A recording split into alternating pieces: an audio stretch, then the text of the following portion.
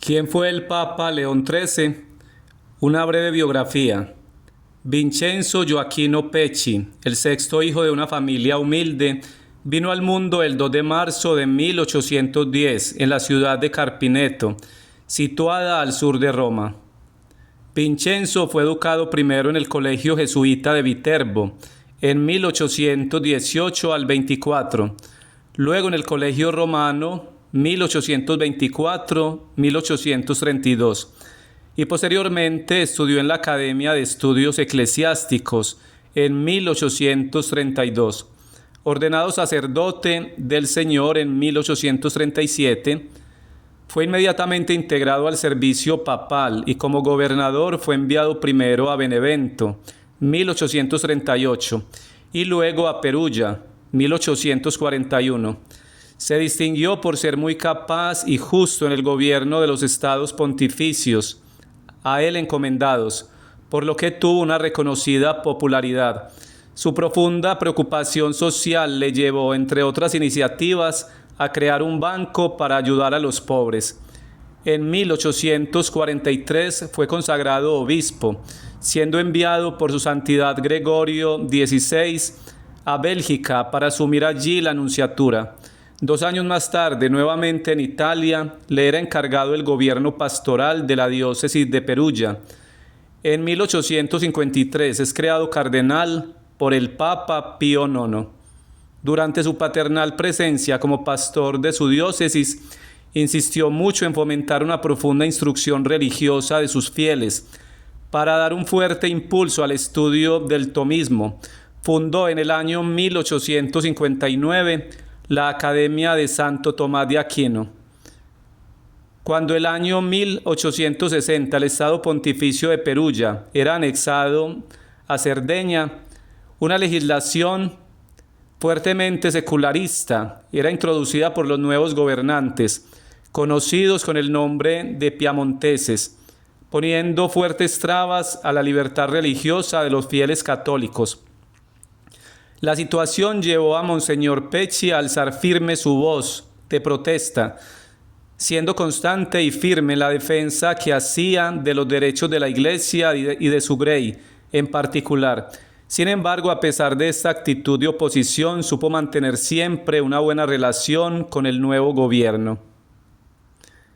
En una serie de cartas pastorales publicadas entre el año 1874 y 1877, el cardenal Pecci hacía público su deseo de lograr un mayor acercamiento entre el catolicismo y la cultura contemporánea. El año 1877 es trasladado a Roma y luego del tránsito del Papa Pío IX es nombrado camarlengo, cardenal que administra los asuntos de la Iglesia cuando sobreviene la vacancia de la sede apostólica. Será él el elegido el 20 de febrero de 1878 para sucederle en la cátedra de Pedro. Su pontificado. Tras un cónclave de 3 días, la elección de un nuevo pontífice recaía un tanto inesperadamente sobre el cardenal Gioacchino Pecci. Por entonces, un hombre que con una salud bastante precaria llegaba a los casi 69 años. ¿Acaso por ello pensaron algunos que se trataba de un pontificado de transición? Sin embargo, a despecho de toda cábala humana, el Espíritu Santo elegía a este siervo suyo para guiar la barca de Pedro por el umbral del siglo adveniente, el siglo XX.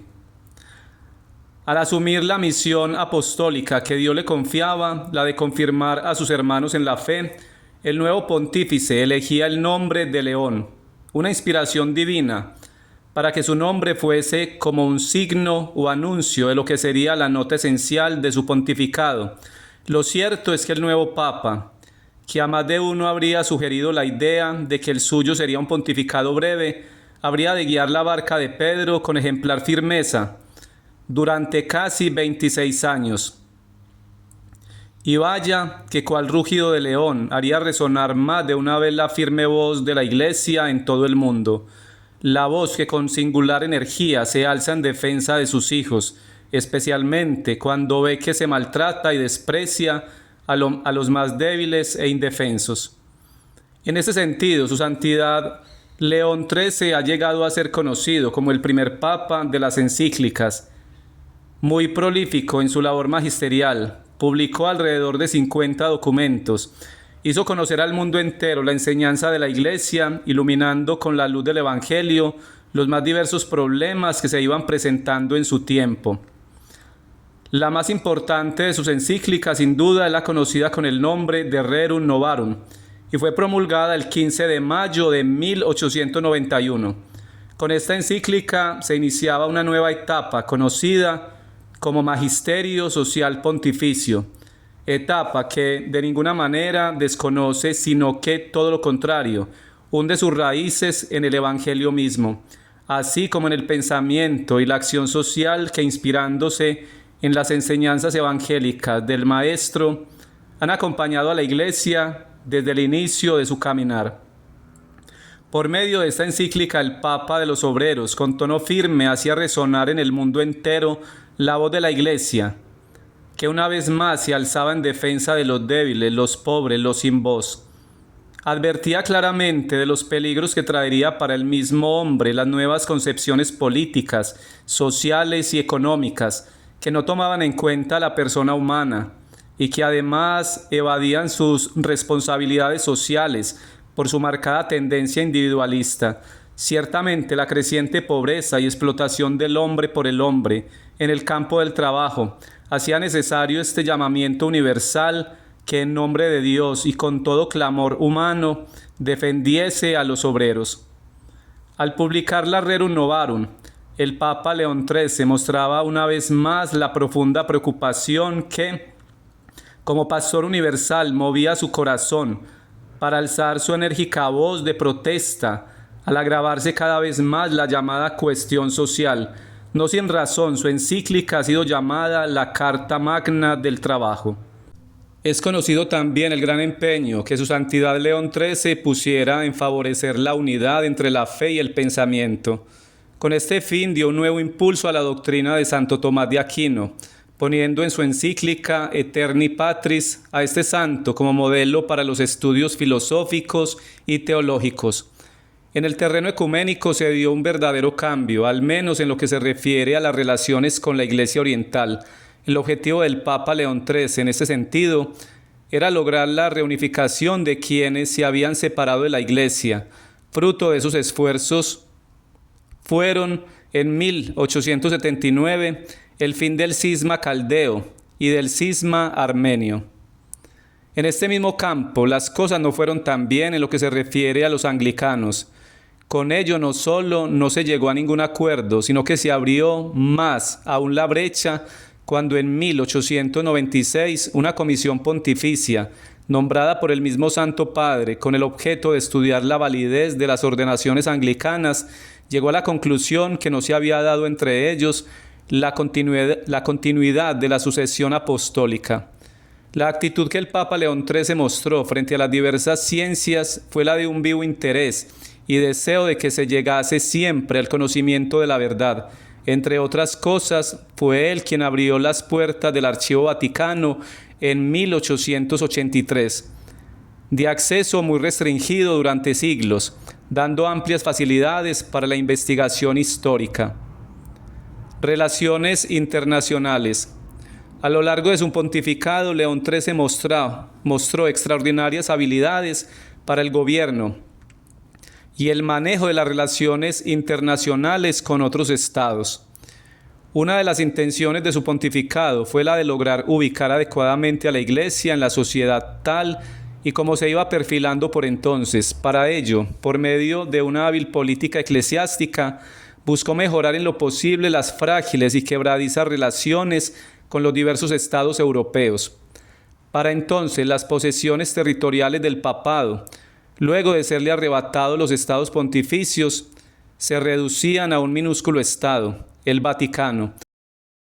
Al publicar su primera encíclica, el Papa León XIII aclaraba que en ese sentido la Iglesia jamás había perseguido el gobierno temporal por ambición o por afán de dominio, sino porque cuando se trata del poder temporal de la sede apostólica, está a la vez en juego el bienestar común y la salvación de toda la sociedad humana. Se trataba de la independencia y de la libertad de la Iglesia para cumplir con su misión. En lo que se refiere a las negociaciones diplomáticas con el Estado italiano, no se dieron frutos positivos, tampoco fueron mayores los éxitos en las relaciones con el Estado francés, aunque con el alemán sí se dieron mejores resultados. Se obtuvo la paz y tranquilidad para los católicos que por ese entonces se había visto gravemente afectados por la guerra religiosa o Kulturkampf, emprendida por Bismarck, por medio de leyes publicadas principalmente el año 1873 contra el clero católico y los demás fieles. Asimismo, fue exitoso el arbitraje ejercido por León XIII en torno a las Islas Carolinas, cuya posesión territorial se disputaban Alemania y España. Su legado. El Papa León XIII sería llamado a la casa del Padre Eterno a los casi 94 años, el 20 de julio de 1903. Tras de sí había dejado un valiosísimo legado a sus hijos y a la humanidad entera. Sin duda, su amoroso servicio pastoral ha redundado en inmensos beneficios para la Iglesia de nuestro siglo, frutos de los que podrá cosechar la Iglesia también en los siglos venideros. Verdaderamente, como decía el Señor, uno es el que siembra, otro es el que riega, otro el que cosecha y se beneficia con los frutos.